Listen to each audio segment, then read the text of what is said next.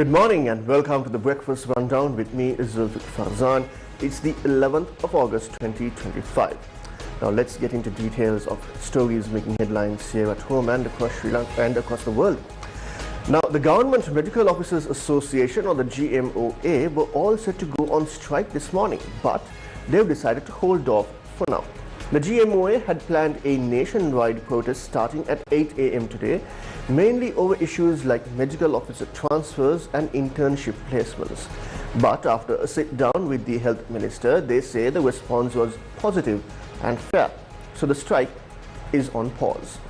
They're keeping an eye on how things play out before making any further moves. Meanwhile, the GMOA is telling rural health officers not to apply for jobs listed in the latest post-internship placement list, which they say was released without proper process and is going to be revised.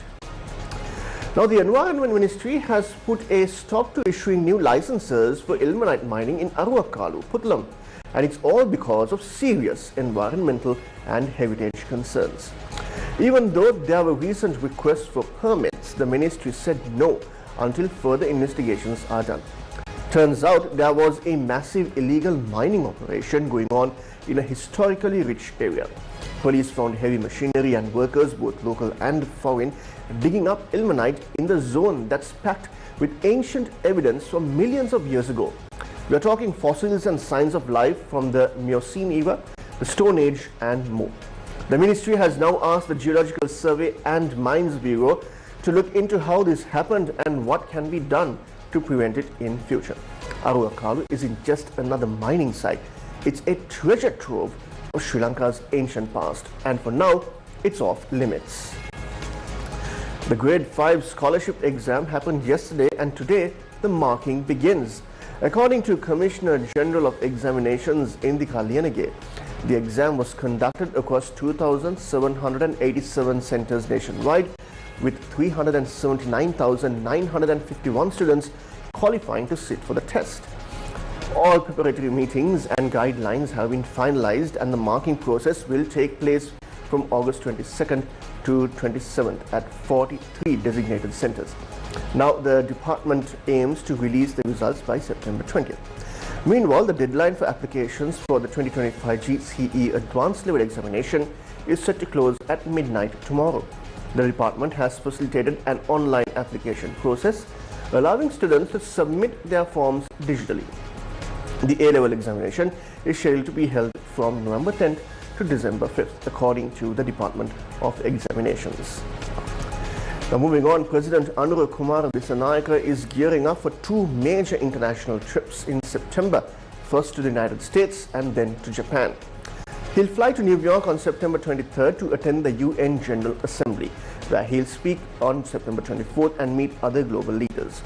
After that, he's off to Japan on September 27th, where he'll join Sri Lanka Day, a celebration of the island's culture and business potential. The official state visit to Japan is based on an invitation from Japanese Prime Minister Shigeru Ishiba. Now, Colombo has been shaken again as another young man has died following the shocking shooting at the Sahaspura grounds in Borala recently. The 23-year-old, a resident of Sahaspura, was being treated at the National Hospital after being seriously injured in the August 7th shooting. Sadly, he didn't make it. The incident happened during preparations for a cricket match when two men on a motorcycle suddenly opened fire. One person from Kalania died on the spot and four others were injured.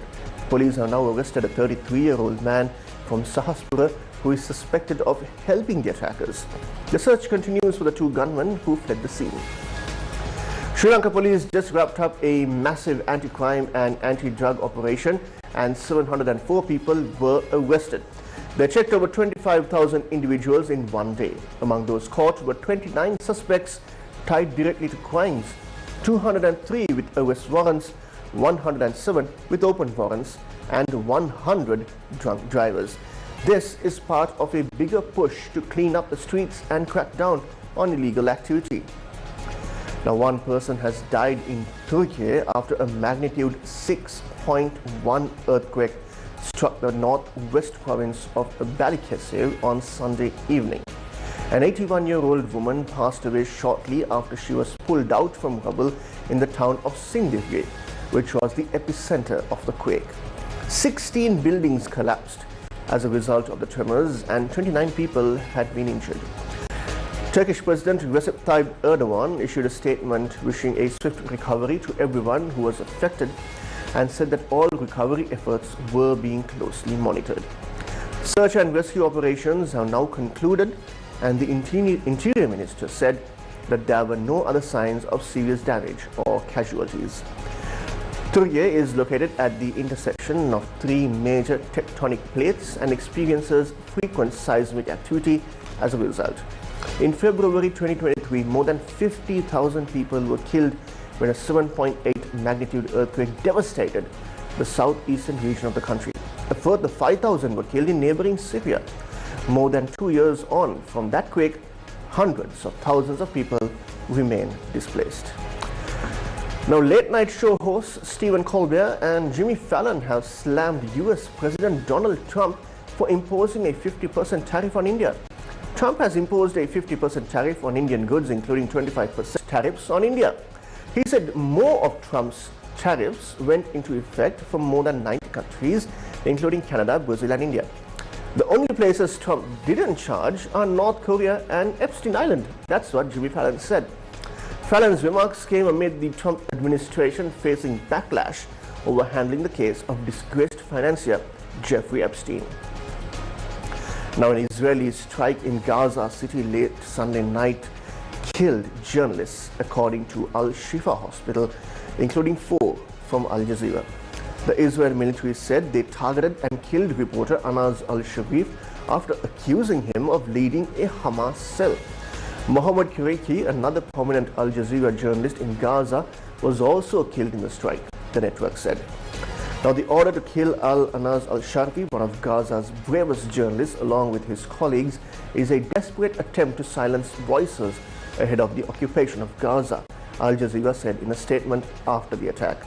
Now, in the minutes before he was killed, al-Sharif said on social media, quote, "If this madness does not end, Gaza will be reduced to ruins, its people's voices silenced, their faces erased, and history will remember you as silent witnesses to a genocide you chose not to stop," unquote.